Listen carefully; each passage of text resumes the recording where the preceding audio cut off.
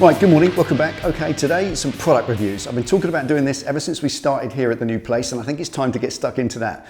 Now before I do that, I've got 3 or 4 things I want to show you today, and they're just purely product reviews. Things people send you and say, if we send it to you, do you want to have a look, see what you think of it? We'd like an opinion. And that's how this comes about. These are products that people send us asking for an opinion. So we'll give our opinion, and you can give yours as well in the comments, and that's hopefully how it all goes round. But before we go there, I want to say a very special thank you to a very, very special and very generous viewer. It's this that you saw me use in the last video. Let's get it out and show you what I've got.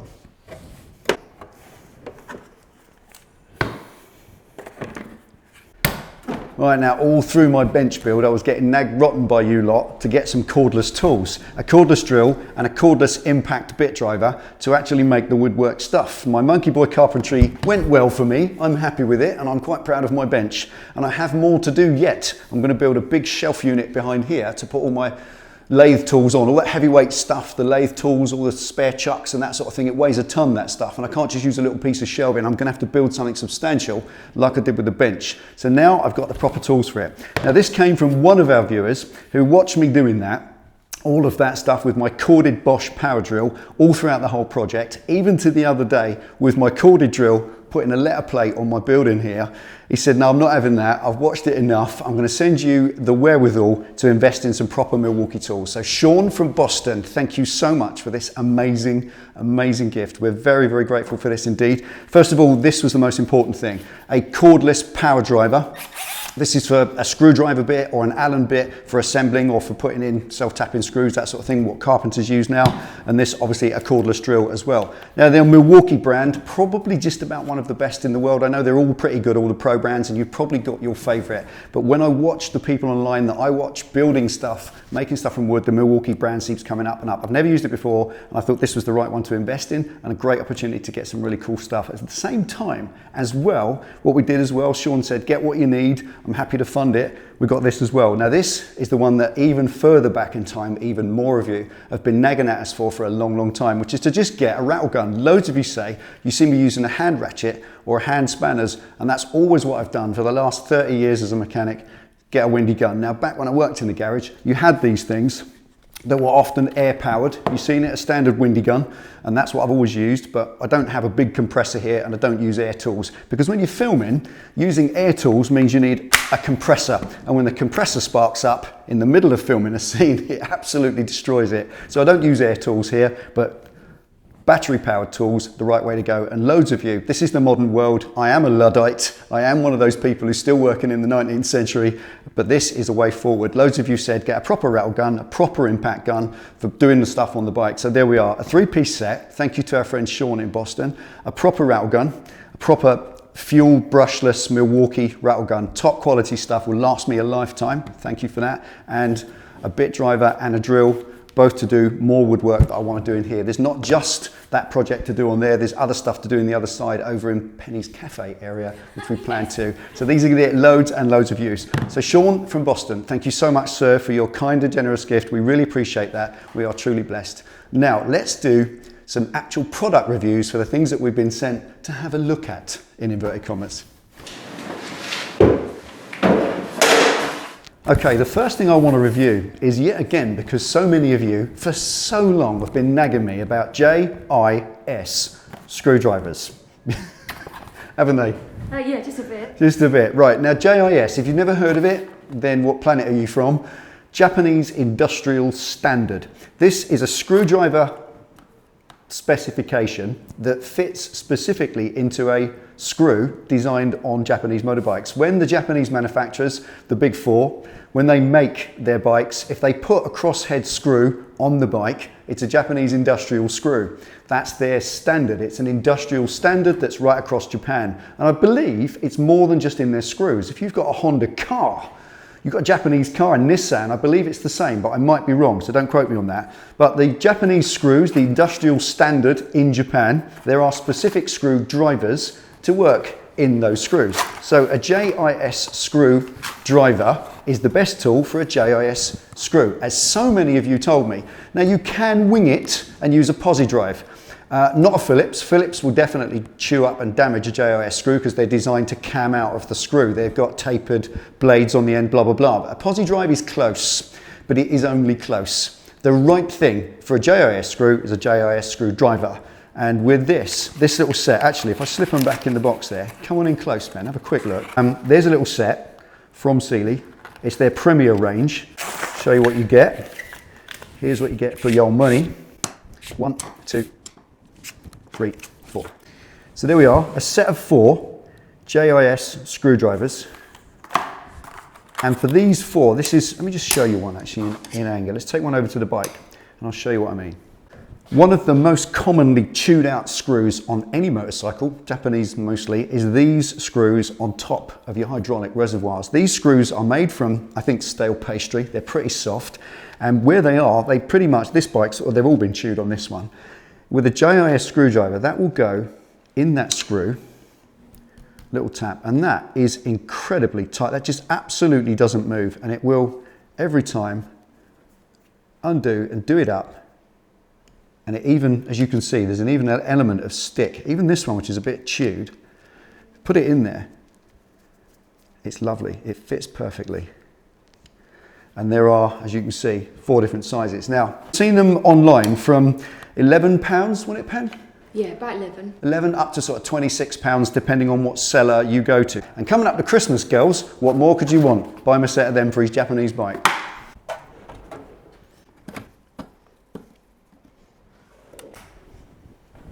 Right, okay. Now for the next one, we were contacted by a company called Hendler. I mentioned them earlier, a company you've probably never heard of. They're a wholesaler. They sell parts to bike shops in quantities. So when you buy from them, you buy a case or a packet at a time, a bit like a cash and carry if you wish, and you need a trade account to do one. Now what I'm going to do, quickly go through these. They contacted and said, can you give us a little bit of feedback on these products? And I'm working my way through them a bit at a time.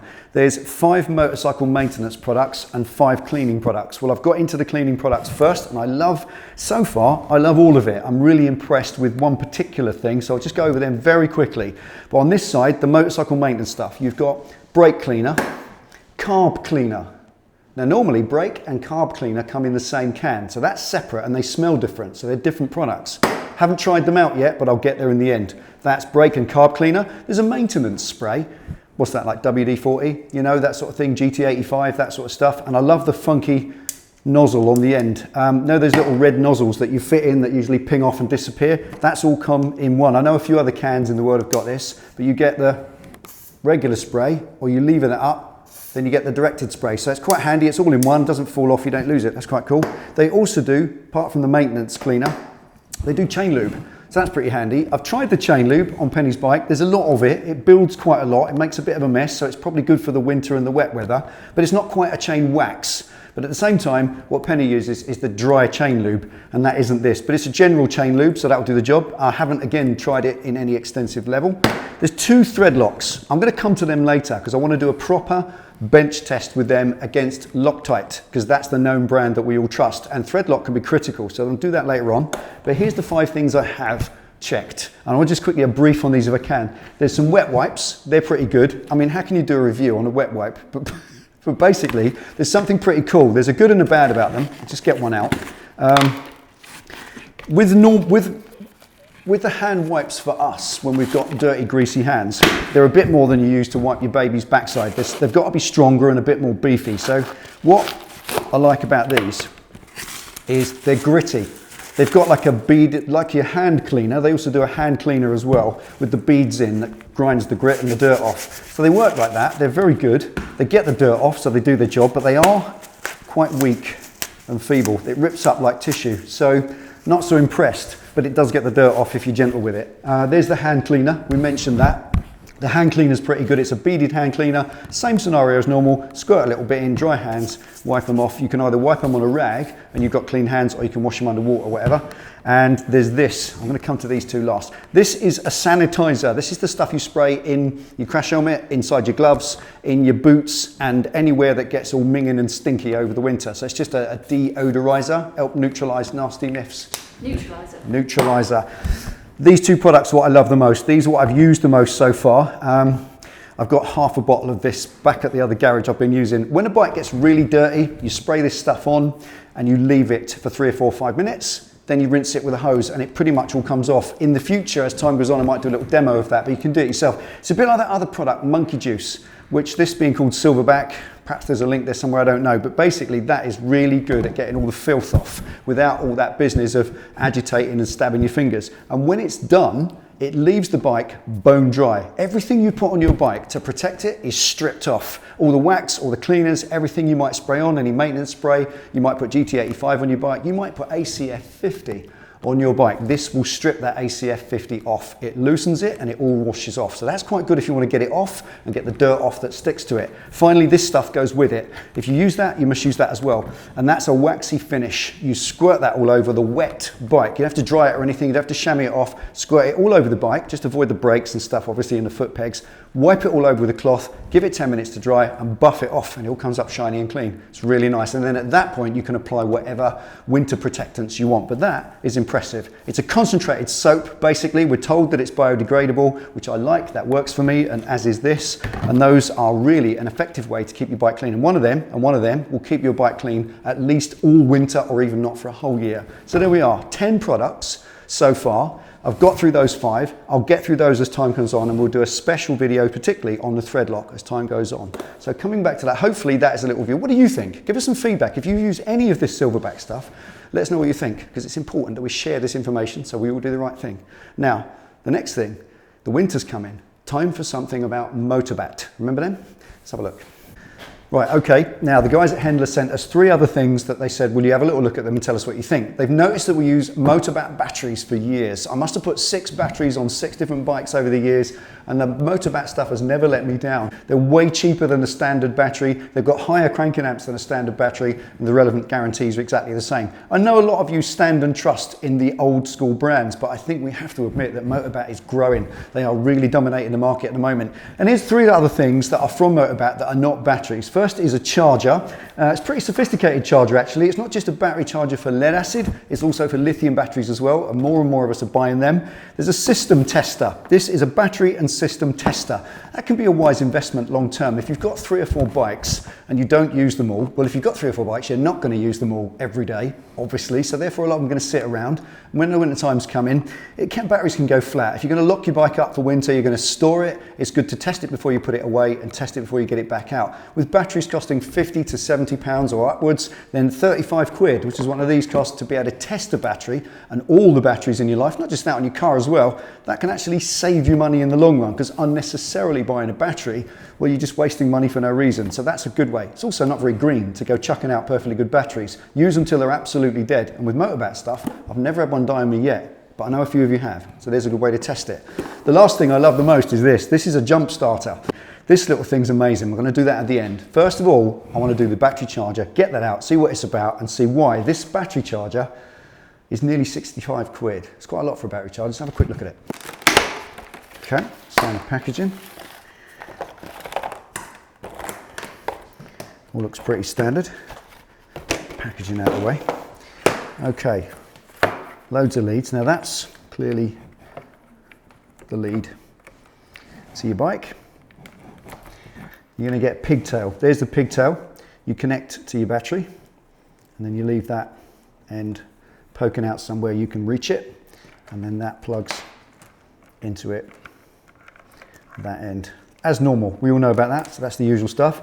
There's a set of peg-on crocodile clips that usually comes with, and on this one as well, you've got the cigarette lighter socket. Now these work quite well. You can charge your car battery through the cigarette lighter socket on some cars. It's quite a handy way to be able to do it, especially with cars these days where you can't physically get to the battery. You can plug that in to the charger, plug that into your cigarette lighter, and you end up charging your car battery as well, so that's quite handy. But there it is. It's otherwise pretty simple and pretty straightforward, a standard battery charger. But it also charges lithium batteries as well as lead acid. And a nice piece of kit, nice and modular, easy to use. It doesn't have a hook. The one thing I always like with any battery charger is the ability to hook it on the wall next to the bike, and it doesn't have one. It kind of, with these little rubber stoppers on the back, it's designed to sit there. So that's cool. It sits next to your bike instead of hangs up next to it. But there it is. What is there to say about a battery charger other than there it is? It's Motorbat quality, and with my faith in Motorbat batteries, I can only imagine that that would be as good as any other product from them. But I'm going to give it a test in long term, and all I'll say is, if I use it, I've got a lithium battery on the Street Fighter bike. Now, because I've been riding it in the last few weeks, the Street Fighter bike is not actually here at the moment. It's back at the house in the other garage. So I'm going to take this home, I'm going to plug it in, I'm going to use it to charge the battery or keep it optimized. If it works okay, fine. If I have any problems with it, I'll let you know. So if you don't hear otherwise, no news is good news. This worked absolutely fine. Motorbat lithium and lead acid battery charger. Right, like that. Now the next thing is a battery tester. Now a lot of us for this will just use a multimeter. Pretty straightforward way to do it. But this is a dedicated Motorbat battery tester. Let's just get some cutters. Take these little mama clips off. Get rid of that. That's out of the way. Okay, I'm going to leave that on there for now because there's a reason why. Now for this, I've got here, borrowed from the guy next door in the car maintenance unit next door. He's lent me an old car battery. It's exactly what I want for this test. This will give me the ability to show you this in action. So with this old car battery, 12 volt, same as your motorcycle battery, we're going to pop this on. It's got a list of the different batteries here, and you use the codings on that list to test the battery you've got to see if it's in good order. So I'll just show you a quick test on the battery voltage. We connect it up. Correct polarity, obviously. There we are. As soon as we test it up, it fires up, and that gives me the voltage. The battery's currently giving me 12.33. So let that settle for a minute. So it's a battery or system check. You can flip between the two. So we're going to test the battery now. Flip that again. That's BATT. Looking at the instructions, that code, because this is an LED display, not an LCD, and they're very restrictive. You can't put proper letters there, but looking at the instructions, that's BATT for battery. So it tests the battery. We flip it again. Now that's giving us the number of battery, and that's where you refer to your list. This little list comes pegged to it. So if you've got, for instance, let's go the other side. These are smaller batteries.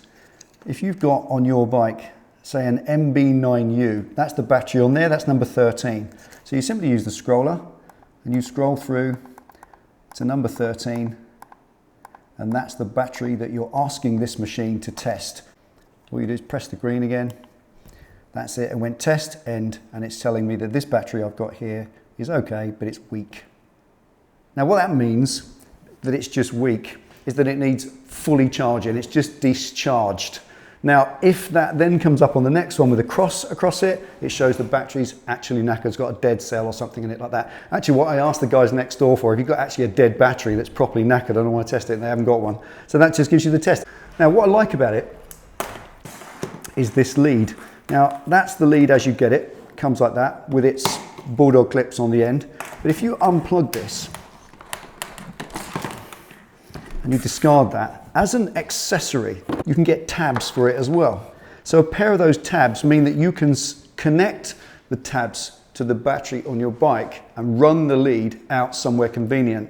You can charge through those tabs with your charger, and when you want to actually test the battery on your bike, you unplug the charger and you plug the tester in instead, like that, and you can start doing all the tests we said just now. So you can actually keep a pigtail tabbed onto your battery permanently that you can test whenever you need to, and that's great if you only use your bike very sporadically. Some people only use their bike once a month for a ride out. It's a pleasure toy. It lives half its life in the garage, so a great little piece of kit. Price on this, £35, isn't it? Around £35, yes. Yeah, not too bad. I mean, okay, how many times are you going to use it? If you're working on bikes like I do, all the time. But if you're only going to use it once in a while, it's a decision you make. The other side of it is, Christmas is coming. You can tell her indoors, maybe she'll buy you one. It's a great tool in your box, and it will save you having to buy a battery if you can get the knowledge that the battery's actually not knackered. It just needs charging. Simple as that. Now, we're going to put all this away, because finally, I want to show you the best thing yet that Hendler sent us that is a Motorbat gem. I absolutely love this. Watch. This is a Motorbat multifunction jump starter. Fundamentally, it's a power pack. Now, I think loads of us have got these already. I've seen kids walking around with these and they plug their phones into them so they can play games.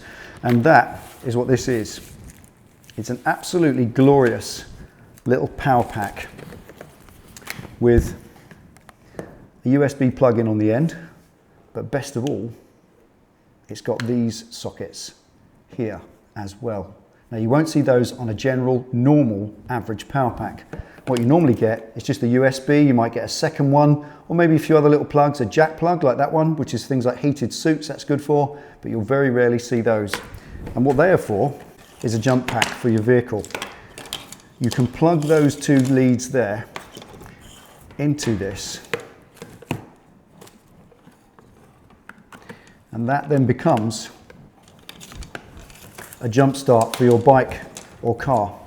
So if you find yourself stranded at any point, that will jump start, I am told, looking at the instructions, any car or motorcycle. So if we look at any car, I've got to say I doubt that. If you went to a big SUV with a big 50 or 60 amp battery, or maybe even more, I'd say probably not. But instead, it depends how flat it is, I'm not sure, but on any motorcycle for absolutely sure. And the great thing about this, I mean, all you do obviously is you connect that to the live, you connect that to the earth or onto a bolt on the frame, and then you've got power flowing into your battery, hit the start button, fire it up. It's as simple as that, it's automatic. But more importantly, this in terms of carrying is nothing. It's a mobile phone. That is so light. It doesn't weigh much. It's the size of a mobile phone, and it's got a few other little features as well. Obviously, it's a USB charger, so if there's any reason you want to charge a mobile phone, you want to charge a laptop, or anything on your bike, your sat-nav, if you want to power the sat-nav on your bike, then you don't want a full-on USB wiring system into your bike, or you're on a strange bike, someone else's bike, what a great way to do it. Stick that in your pocket. It literally weighs nothing. That doesn't even weigh as much as my phone.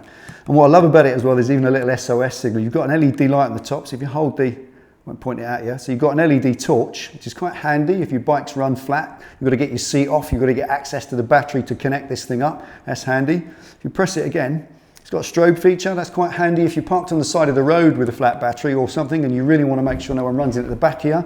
There's that. And best of all, I love this one. Pop it on there. Now, if you know your Morse code, that's Morse for SOS. Dit, dit, dit, da, da, da, dit, dit, dit. So point that anywhere at where rescue might be coming from.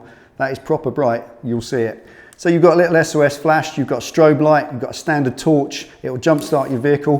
What is not to like? I love it. It's tiny, unobtrusive. I've seen jump packs that start cars and start bikes, and they're 4 times the size, 5 times the weight, but that's amazing. I really, really love that. There's other little things as well, chargers with it, cigarette lighter charger, like I said earlier, all sorts of ways to use it. But this, when Christmas is coming, is absolutely perfect. So all of these 3 things, let's just pop all this back in the box.